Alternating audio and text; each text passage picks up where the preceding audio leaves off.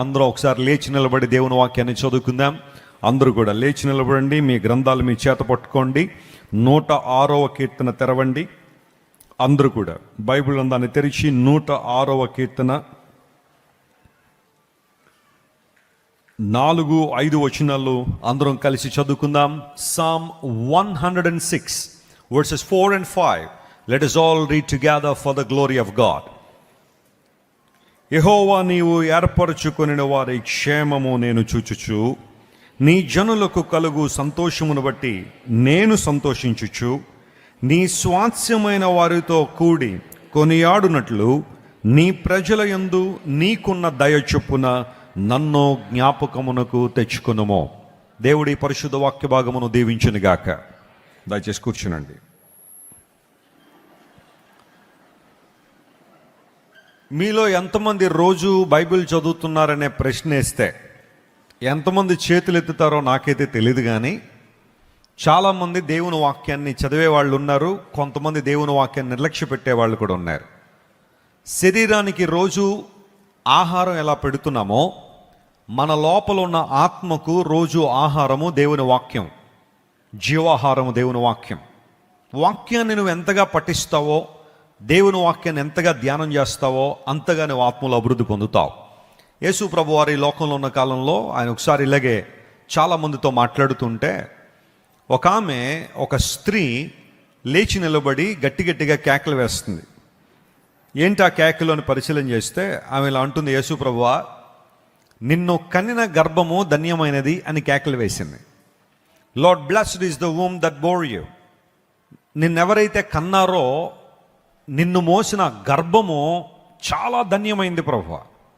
అంటే మరియమ్మ గారిని ఆమె పొగుడుతూ లేదా అభినందిస్తూ ఆమె ధన్యురాలని చెబుతూ మరియమ్మ గారు యేసు ప్రభువుని మోసింది కాబట్టి ఆమె చాలా గొప్పది అని కేకలు వేస్తుంది.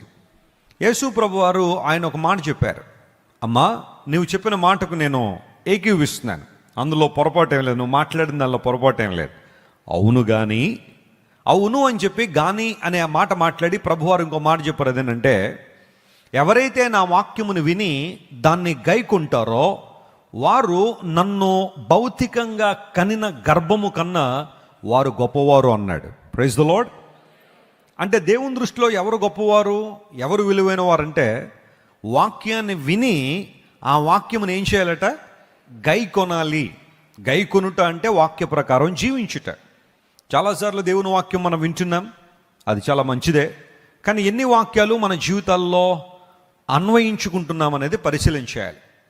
కోపం మానము, ఆగ్రహం విడిచిపెట్టు అని బైబిల్ చెప్పినప్పుడు ఆ వాక్యం నీకు విన్నప్పుడు మానతన్నావా కోపాన్ని? లేదా ఇంటికి వెళ్ళిన తర్వాత మరలా అదే కోపము, అదే ఆగ్రహము, అదే దుష్టత్వం, అదే భక్తిహీనత, అదే లోక సంబంధ అనుభవాల్లో నువ్వు బ్రతుకుతూ ఉంటే నువ్వు దేవుని మందిరానికి వచ్చి ఏం ప్రయోజనం, ఏమీ లాభం?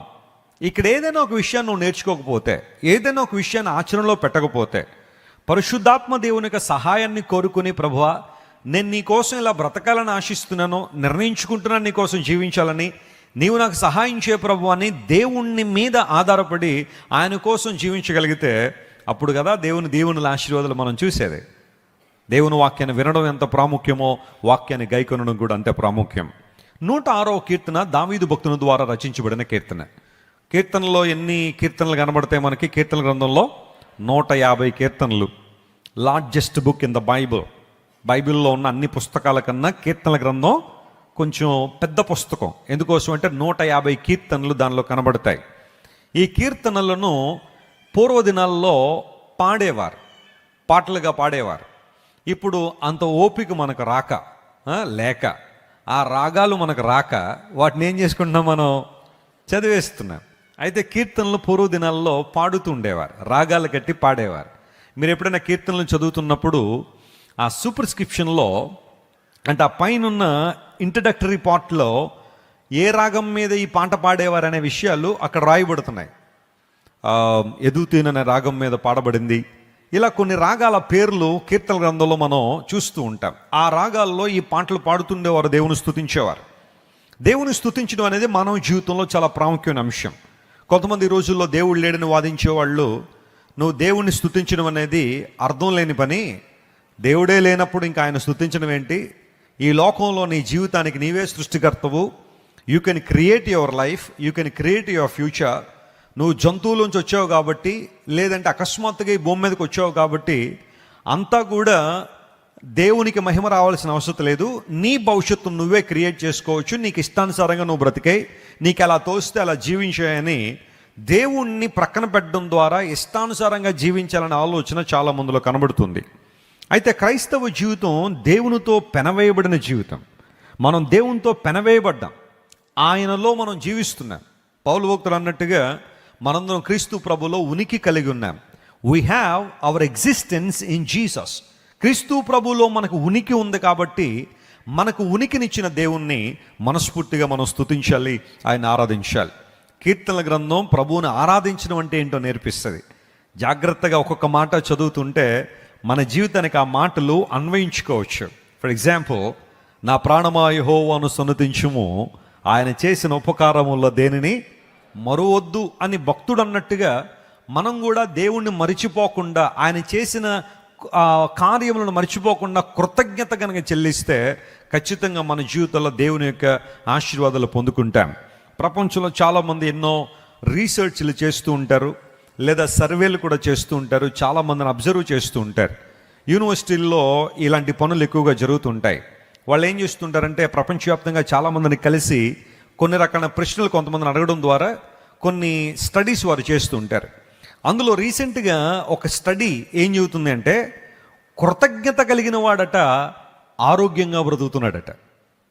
చెప్పండి, కృతజ్ఞత కలిగిన వారు ఎలా బ్రతుకుతున్నారట? ఆరోగ్యంగా బ్రతుకుతున్నారంట.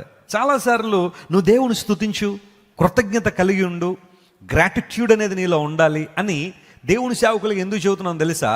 కృతజ్ఞత అనేది కేవలం దేవునికి మహిమను మాత్రమే కాదు, మనకు కూడా ఏమిస్తుంది? మంచి ఆరోగ్యాన్ని ఇస్తుంది. ఒక గ్రాటిట్యూడ్ కలిగిన వ్యక్తి, కృతజ్ఞత కలిగిన వ్యక్తి యొక్క మెదడులోనట కొన్ని రకాలైన హార్మోన్లు రిలీజ్ అవుతుంటాయట. ఆ హార్మోన్లట దేహానికి చాలా మంచి చేస్తాయట. మీరు ఎప్పుడు చూడండి, కొన్నిసార్లు కోపంతో ఊగిపోయేవారు, అసూయతో రగిలిపోయేవారు, ద్వేషం పెంచుకున్నవారు, ప్రతీకారంతో ఉంటారు చూసారు కొంతమంది, రివెంజ్ అనేది తీర్చుకోవాలని. అలాంటి వారు తరచుగా అనారోగ్యాలు పాలవుతుంటారు. ఏదో రకమైన రోగాలు, అనారోగ్యాలు వారిని కమ్ముకుంటుంటే కారణం ఉండదు తెలుసా? వారి దేహంలో ఉన్న భావోద్రేకాలను వారు కంట్రోల్ చేసుకోవట్లేదు కాబట్టి అవి దేహం మీద దుష్పరిణామాలు లేదా దుష్ఫలితాలను అవి చూపిస్తూ ఉన్నాయి. నువ్వు నిజంగా ఆరోగ్యంగా బ్రతకాలంటే, దీవెనకరంగా ఉండాలంటే, సంతోషంగా ఉండాలంటే నీ జీవితంలో కృతజ్ఞత ఉండాలని తెలియచేస్తూ ఉన్నారు. ప్రభువును స్తుతించే అనుభవం అంత గొప్పది.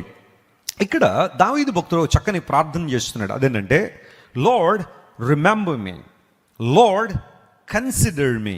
నన్ను నువ్వు కన్సిడర్ చేయాలి ప్రభువా, నువ్వు నన్ను జ్ఞాపకం చేసుకోవాలన్నాడు. సరే దావీదు, దేవుడు నేను జ్ఞాపకం చేసుకుంటాడు. ఎందుకు నేను జ్ఞాపకం చేసుకోవాలి? నువ్వు ఏమి సాధిస్తావని, ఏం చేస్తావని, నీ ఉద్దేశం ఏమై ఉంది? దేవుడిని నేను ఎందుకు జ్ఞాపకం చేసుకోవాలి? ఆయన ఎందుకు తన కృపని మీద కృమ్మరించాలి? ఎందుకు ఆయన ప్రేమను నిరంతరాయంగా నీ మీద చూపించాలి అంటే, నేను కొన్ని పనులు చేద్దాం అనుకుంటున్నాను ప్రభువా, అందుకు నీవు నన్ను జ్ఞాపకం చేసుకోవాలి. I want to do something, for that I want you to remember me, I want you to consider మీ.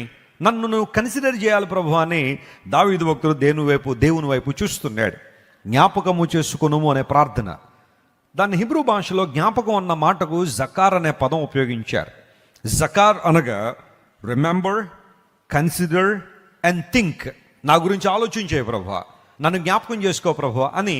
కొన్నిసార్లు మనం కూడా చాలా ముందరికి వెళ్తాం కదా, ఏమన్నా నేను జ్ఞాపకం ఉన్నానా, కొంచెం నన్ను జ్ఞాపకం చేసుకోండి అని కొంతమందిని అడుగుతూ ఉంటా.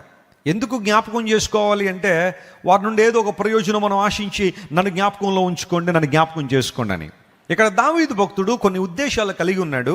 ఆ ఉద్దేశాలు నెరవేర్చబడ్డానికి, దేవా నీ కృప నాకు అవసరం, నీ ప్రేమ నాకు అవసరం, నీ దయ నాకు అవసరం, నువ్వు నన్ను జ్ఞాపకం చేసుకోవాలని దేవుని సన్నిధిలో ప్రార్థించాడు.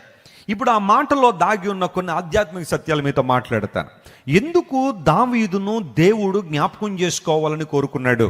దావీదు ఎందుకు అలాంటి అభిలాషను కలిగి ఉన్నాడంటే, మొట్టమొదటిగా నీవు ఏర్పాటు చేసుకున్న వారి క్షేమమును నేను చూచున్నట్లుగా. దేవుని స్తోత్రం చెప్దాం ఒకసారి, హల్లెలూయా.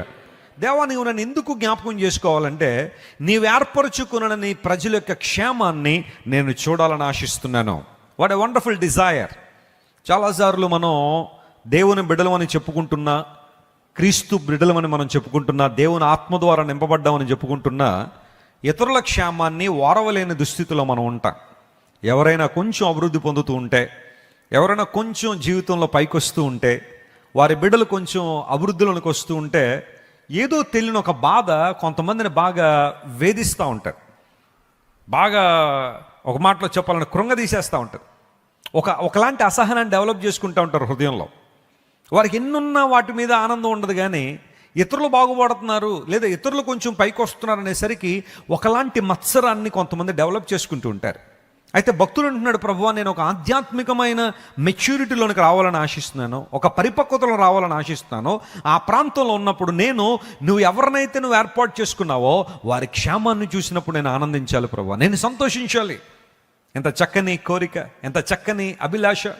యేసుక్రీస్తు ప్రభువును అంగీకరించిన మనందరిలో కూడా ఇలాంటి అనుభవం ఉండాలి. దేవుడు ఎవరినైనా దీవిస్తూ ఉంటే, ఆశీర్వదిస్తూ ఉంటే, ఏర్పరచబడిన దేవుని జనాంగం దీవెన పొందుతూ ఉంటే, వారితో కలిసి మనం కూడా ఏం చేయాలి చెప్పండి? ఆనందించాలా, వారితో కలిసి దేవుని స్తుతించాలి. ఇక్కడ ఒక అంశం ఏంటంటే, దేవుడు ఏర్పరచుకొనిన వారు క్షేమం కలిగి బ్రతుకుతారు. స్తోత్రం చెప్పండి, హల్లెలూయా. ఎంఫసిస్ చేయబడిన మాట అదే.